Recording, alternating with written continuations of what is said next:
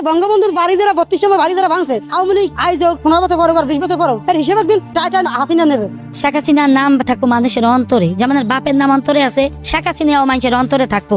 শেখ হাসিনার লেগে মানুষ কানবো। আওয়ামী লীগ সরকার ভালো করছে, 17 বছর উনি যা করছে বাংলাদেশের মানুষের কইতে হইব তো একটা সরকার পাইছিলাম।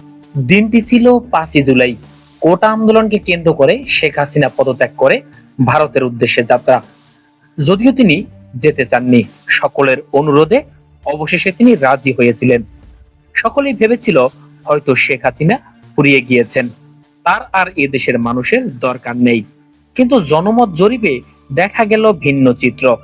সাংবাদিকদের প্রশ্নের জবাবে সাধারণ মানুষের মুখে ফুটে উঠল শেখ হাসিনার উদ্দেশ্যে প্রশংসামূলক বাক্য। তারা মনে করেন এদেশের গরিব দুঃখী মানুষের জন্য শেখ হাসিনাই ঠিক ছিল। একজনকে বলতে শুনি, যারা বঙ্গবন্ধুর বাড়ি ভেঙেছে তাদেরকে একদিন এই অপরাধের শাস্তি পেতে হবে। অন্য একজন মহিলা বলেন শেখ হাসিনা বেঁচে থাকবেন মানুষের অন্তরে। আর একজন রিকশা চালককে বলতে শুনি, তিনি বলেছেন আমরা এমন সরকার আর জীবনেও পাবো না। সাধারণ মানুষের এই অভিব্যক্তি জানান দেয় যে শেখ হাসিনা কতটা ভালোবেসেছিলেন সাধারণ দরিদ্র মানুষকে। এই দরিদ্র মানুষগুলোর অগাধ বিশ্বাস আবার শেখ হাসিনা ফিরবেন।